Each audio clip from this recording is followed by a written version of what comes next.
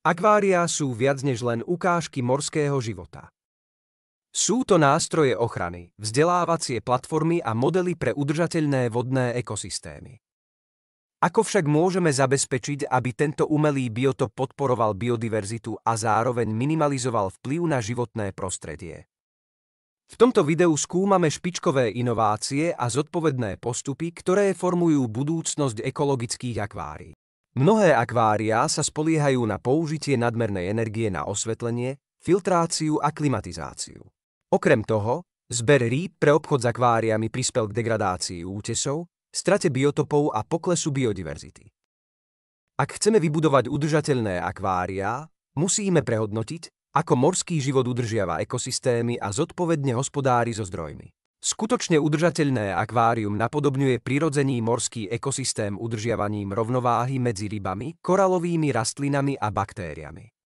To zahŕňa filtračné systémy, ktoré prirodzene čistia vodu pomocou prospešných baktérií, uzavreté vodné systémy, ktoré recyklujú a čistia vodu bez vzniku odpadu, udržateľné rozmnožovanie koralov, ktoré nahrádza divoký zber, a to útesmi pestovanými v laboratóriu. Tieto postupy pomáhajú vytvárať prostredie, v ktorom sa morskému životu darí a zároveň znižujú potrebu externých zdrojov. Umelá inteligencia teraz prináša revolúciu v ochrane morí. Monitorovanie kvality vody riadené umelou inteligenciou zisťuje rovnováhu pH, teplotu a hladiny kyslíka v reálnom čase. Inteligentné systémy kménia optimalizujú stravu rýb a zároveň znižujú plytvanie potravinami. Digitálne akváriá umožňujú virtuálny prieskum koralových útesov bez narušenia krehkých ekosystém. Využitím týchto technológií môžeme zlepšiť morský výskum, zlepšiť účinnosť akvárií a chrániť zraniteľné druhy.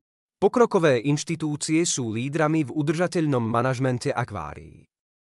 Akvárium Monterey Bay, USA používa systémy na prívod vody, ktoré recyklujú čerstvú oceánsku vodu bez umelej filtrácie. El Oceanographic Španielsko poháňa výstavy solárnou energiou, aby znížila závislosť od fosílnych palív.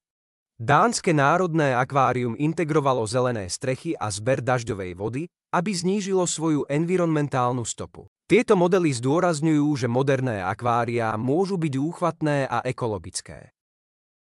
Učitelia môžu tieto znalosti preniesť aj mimo triedy integráciou konceptov udržateľnosti do praktických projektov. Jedna vec, ktorú môžete urobiť, je inžinierska výzva. Nechajte študentov navrhnúť model akvária s uzavretou slučkou s použitím rastlinných rýb a baktérií. Ďalším príkladom môže byť projekt občianskej vedy.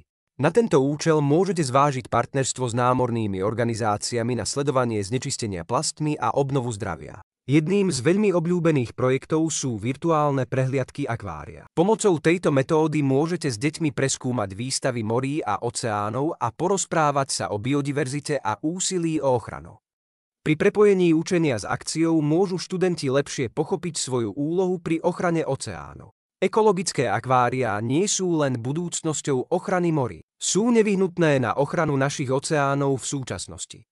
Prostredníctvom vedy, technológie a vzdelávania môžeme vytvárať udržateľné riešenia, ktoré sú prínosom pre morské ekosystémy aj budúce generácie. Pokračujme v inšpirácii k inováciám a zodpovednosti v spôsobe, akým sa staráme o vodný život. Ďakujeme vám za váš záväzok formovať ekologicky uvedomelých študentov. Preskúmajte ekologickejšie modely a vzdelávacie zdroje na www.inokids.eu.